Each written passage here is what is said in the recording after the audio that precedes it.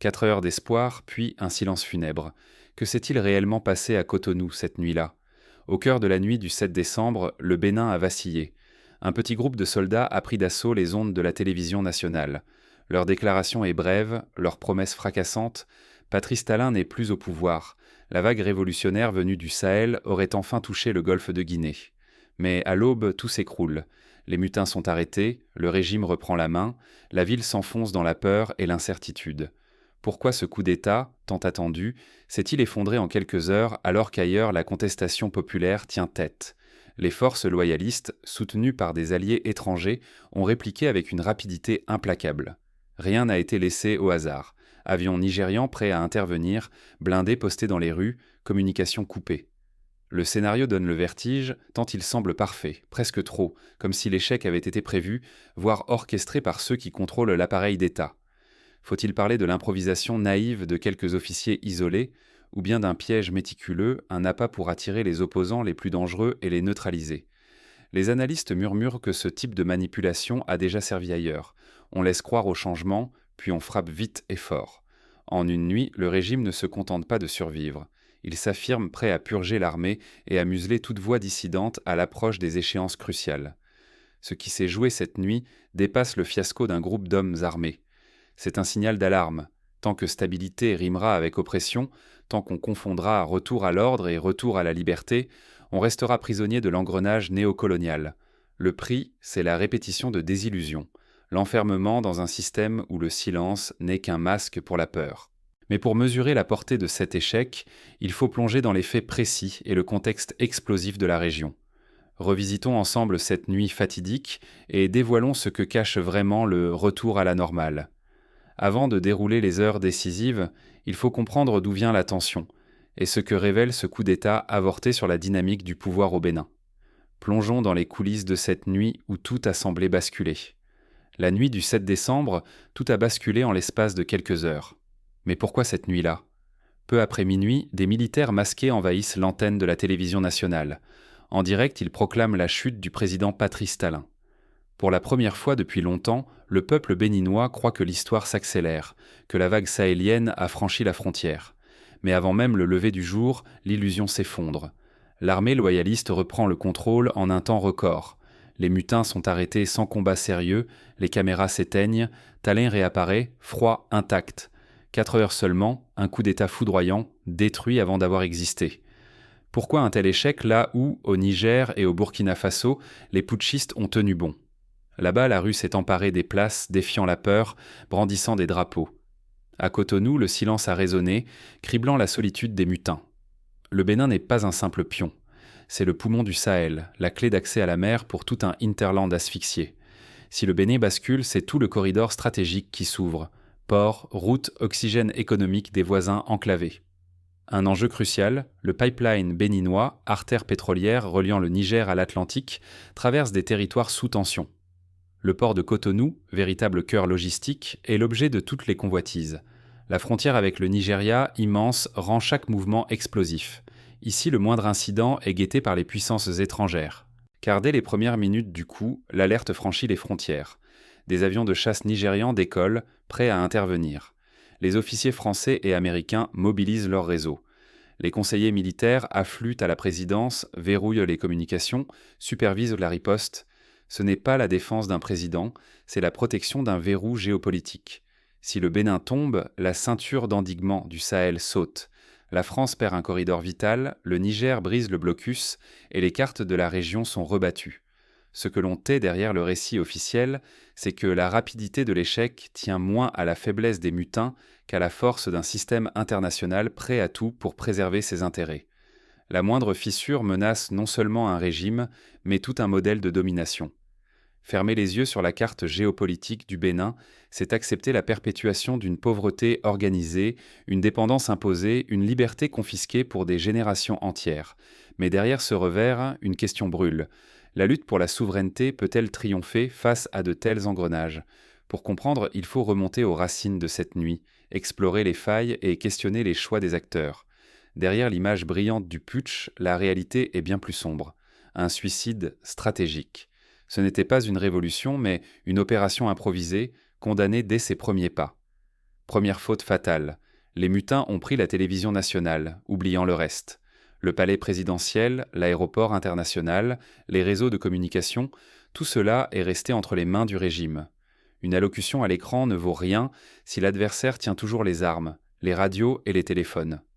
Au moment où le lieutenant-colonel Tigri lisait son texte, Patrice Talin n'était pas caché dans un sous-sol. Il appelait ses généraux, consultait ses alliés à Abuja et à Paris. Les loyalistes se sont repliés, puis ont encerclé les mutins. En moins de 4 heures, tout était terminé. La défaite était totale. La rapidité de la contre-attaque laisse songeur. Une réaction presque trop efficace, digne d'un manuel de contre-insurrection. Les forces spéciales sont intervenues sans hésiter. La garde présidentielle est restée soudée. Aucun flottement, aucun chaos. Tout donnait l'impression que le régime attendait ce coup depuis longtemps. Et si ce coup d'État n'était pas seulement un échec, mais un piège? Dans le jargon des services au secret, on appelle cela un honeypot. On laisse croire à quelques officiers qu'ils peuvent réussir. On surveille, on attend qu'ils se dévoilent, puis on frappe fort, en pleine nuit, sous les projecteurs du monde. Le résultat est implacable. Le régime connaît désormais les véritables opposants dans l'armée. L'échec du putsch devient prétexte à une purge. Arrestation, mise à l'écart, intimidation. La main de fer du pouvoir se referme alors qu'approche la transition politique de l'année suivante. Le message est limpide. Toute contestation, même muette, sera traquée sans merci. Mais la faillite dépasse la stratégie militaire. Elle est avant tout sociale. Une révolution sans le soutien du peuple n'est qu'un feu de paille. Au Niger, au Burkina Faso, quand tout a basculé, les rues débordèrent de jeunes, de chants, de drapeaux. À Cotonou, le silence régnait. Pas de foule, pas de pancarte, pas d'élan populaire. Sans la rue, aucun régime ne tombe. L'armée peut bien proclamer la liberté devant les caméras. Si le peuple n'y croit pas, si la peur persiste, alors le pouvoir n'a qu'à attendre que la tempête passe. Ce matin-là, la peur a gagné, une fois de plus. Voilà le véritable danger. Une tentative mal préparée offre au régime le prétexte rêvé pour renforcer la répression. Cela sert d'avertissement à tous. Ne bougez pas, restez soumis, sinon votre sort sera pire encore que celui des mutins. Cet échec n'est pas seulement une défaite militaire. C'est une leçon brutale envoyée à toute l'Afrique de l'Ouest. Sans organisation populaire, sans stratégie commune, chaque tentative de changement n'est qu'un cadeau offert au pouvoir oppresseur. Mais pourquoi la population est-elle restée immobile? Que révèle ce silence sur la structure du pouvoir à Cotonou? Pour comprendre cette absence de soulèvement, il faut regarder plus loin que la peur immédiate. Cotonou n'est pas Niamey ni Ouagadougou. L'origine de cette passivité remonte à une histoire plus profonde, tissée de compromissions, de blessures et de manipulations. Ce putsch raté n'est pas seulement une débâcle militaire. C'est la surface d'une fracture profonde, un miroir tendu devant les plaies ouvertes du Bénin contemporain. Le peuple, lui, n'a rien célébré. Aucun cortège, aucun chant, aucune vague populaire dans les rues. Ce silence minéral et lourd ne signifie pas l'acceptation. Il dit la lassitude, la peur et surtout l'absence de véritable mobilisation. Derrière les volets clos, chacun a observé le tumulte, sans y croire, comme s'il s'agissait du drame de quelqu'un d'autre. La différence saute aux yeux lorsque l'on regarde le Burkina Faso, le Niger ou le Mali. Là-bas, les coups d'État sont précédés de mois d'efforts pour rallier la jeunesse, d'alliances tissées entre soldats et habitants, de colère canalisée en force collective. Au Bénin, ce socle manquait cruellement. La population n'a jamais senti que ce combat était aussi le sien. Elle est restée simple spectatrice, pas actrice. Prenons Amadou, routier d'une quarantaine d'années, ruiné par la fermeture de la frontière. Comme des milliers d'autres, il survit jour après jour. Pour lui, la révolte n'a rien d'abstrait. Elle se résume à la fin, à l'impossibilité de remplir son camion de coton ou de riz. Il sait que la pauvreté ne recule pas, que la vie ne change pas, quel que soit le président. Ce n'est pas sur les réseaux sociaux que se mesure la souffrance. Elle s'étale dans la poussière des routes désertes. Le Bénin de Patrice Talon, surnommé roi du coton, incarne la fusion toxique entre pouvoir politique et richesse privée. Au sommet, une élite engrange des fortunes grâce à l'exportation de matières premières. La majorité, elle, reste à l'écart, privée du moindre bénéfice de la transformation locale. Le coton part, le peuple reste. La richesse s'évapore, la pauvreté s'installe. Cette dépendance structurelle transforme le Bénin en pion fragile sur l'échiquier mondial. Tant que le pays exportera du coton brut ou du cajou sans rien transformer, il restera soumis au prix fixé à Paris, Londres ou Pékin. Le rêve d'une industrie nationale, d'une autonomie assumée, est sacrifié sur l'autel des profits immédiats de quelques privilégiés. Quant à l'Occident, il salue le retour à l'ordre au nom de la démocratie, tout en fermant les yeux sur l'impopularité du pouvoir. Cette hypocrisie est la marque d'un système qui préfère la stabilité des contrats à l'éveil des peuples africains. Tant que la façade tient, la révolte qui gronde sous la surface n'intéresse personne. Le vrai péril n'est pas l'échec du coup d'État, mais l'indifférence qui s'installe. Si le peuple ne se mobilise pas, le régime se renforce, la misère s'enracine et la colère se fige. L'histoire l'a prouvé, le silence n'est jamais éternel, mais chaque occasion manquée repousse un peu plus le rêve d'émancipation. Mais l'échec ne signifie pas la fin du combat. Ce revers soulève une question brûlante. Comment transformer la résignation du peuple en force irrésistible pour le changement ? La véritable arme d'une révolution ne réside pas dans les casernes, mais dans l'esprit du peuple. Sans une conscience partagée, sans une foi commune, aucune insurrection ne peut résister aux tempêtes du pouvoir. L'échec du coup d'État de 4 heures au Bénin n'est pas un simple accident. Il dévoile une vérité que trop de mouvements oublient. Tout changement réel exige de longues racines, tressées patiemment entre civils et militaires, portées par des mois, parfois des années, de dialogues secrets et d'organisations souterraines. Regardez le Niger, observez le Burkina Faso. Leur victoire n'était pas des éclairs venus de nulle part, mais l'aboutissement de pactes silencieux, de mobilisations lentes, de sacrifices partagés dans l'ombre. Là-bas, la société s'était déjà préparée, le terrain était mûr, la colère populaire bien canalisée. Au Bénin, le scénario s'est retourné. Tout indique qu'on a laissé ce putsch s'accomplir, non par faiblesse, mais pour piéger les opposants. C'est la théorie du coup d'État piège.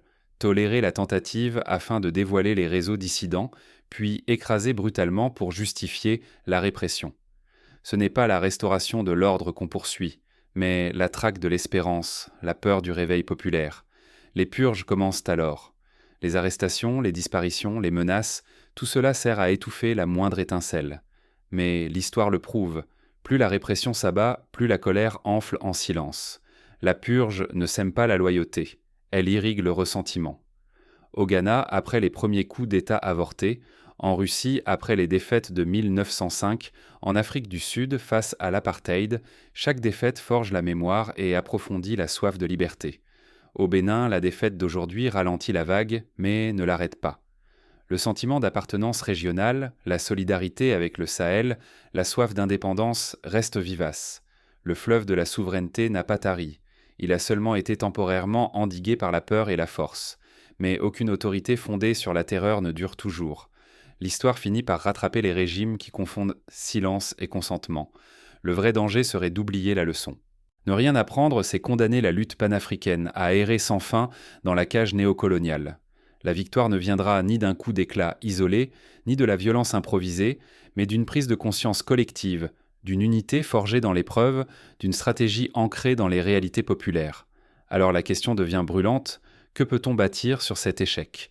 Comment transformer la douleur actuelle en puissance collective ? La responsabilité commence ici, dans la lucidité, dans le refus de céder à la résignation et dans l'engagement patient pour que la prochaine vague ne soit pas trahie. Mais la leçon du Bénin ne s'arrête pas là. Pour comprendre comment sortir de ce cercle vicieux, il faut regarder plus loin, vers les failles du système qui alimentent l'ingérence et la dépendance. L'histoire ne s'écrit pas dans l'oubli, mais sur les ruines des défaites. Et si la chute d'aujourd'hui était la semence de demain ? Le goût amer de l'échec du 7 décembre 2025 hante encore toutes les consciences éveillées du Bénin. Mais ce n'est pas l'heure d'abandonner, ni de céder au silence imposé par la peur. C'est dans la brutalité de cet échec que peut éclore la première étincelle d'une conscience collective. La lutte pour l'émancipation n'expire pas parce qu'un coup d'État s'est effondré en 4 heures. Ce revers n'est pas une fin, mais une leçon gravée dans la mémoire du peuple. Il met à nu la cruauté du pouvoir, la brutalité du calcul géopolitique et la détermination d'intérêts étrangers prêts à tout pour préserver leur emprise. Chaque silence imposé aujourd'hui prépare l'explosion de demain, car l'histoire africaine refuse l'encre de la résignation. Ce qui s'est joué au Bénin dépassait de loin une simple défaite militaire. C'était la révélation d'un système néocolonial capable de sacrifier toute illusion démocratique pour défendre ses privilèges. En écrasant la tentative de changement, le régime n'a pas sauvé la démocratie. Il a étouffé l'espoir, armé la peur et adressé un avertissement glacial à toute l'Afrique de l'Ouest. Mais la peur n'est jamais éternelle. Plus le silence s'impose, plus la révolte s'accumule en sourdine. Se taire, c'est laisser la peur gagner. Mais prendre conscience, c'est déjà résister. Refuser de courber l'échine, c'est faire le premier pas vers la reconquête de la souveraineté. Ce n'est pas l'échec d'une poignée de militaires qui décident du destin d'un peuple, mais la capacité à tirer des leçons, à tisser des alliances, à bâtir une unité populaire plus forte que les divisions imposées. Pourquoi la rue est-elle restée muette à Cotonou quand elle grondait à Ouagadougou ou à Niamey? Parce qu'une révolution ne s'improvise pas. Elle germe dans les cœurs, mûrit dans les esprits et nécessite une patience de bâtisseur. Ce qui a manqué au Bénin, ce n'est pas le courage individuel, mais l'architecture invisible d'une mobilisation populaire authentique, capable de dissiper la peur et d'ouvrir la voie à une souveraineté réelle. L'échec du coup d'État n'est pas celui du peuple. Il révèle un système verrouillé par la peur, la manipulation et la dépendance économique. Mais chaque revers expose les fissures du pouvoir. Il démontre que la victoire des puissants n'est jamais totale, que l'étincelle de la résistance couve sous la cendre. L'histoire des peuples libérés prouve qu'aucune prison n'est inviolable quand la conscience s'éveille. Le véritable hommage à ceux qui ont tenté, ce n'est ni l'oubli ni la honte, c'est la vigilance. C'est le refus de se taire, de laisser confisquer la souveraineté, de confondre le retour à la routine avec une quelconque normalité. Le courage, désormais, c'est de parler, de s'informer, de partager la vérité, de briser le cercle de la peur et de l'isolement. À vous qui regardez cette vidéo, le choix est simple, laisser la peur gagner ou transformer l'échec en terreau d'unité nouvelle. La liberté ne naîtra pas d'un miracle, mais d'une somme de prises de conscience, de gestes solidaires, de refus du silence. Ce n'est qu'ensemble, en déjouant les pièges et les divisions, que le Bénin et l'Afrique de l'Ouest pourront reconquérir leur destin. Aujourd'hui, le système a remporté une bataille, mais il a perdu un peu de son masque.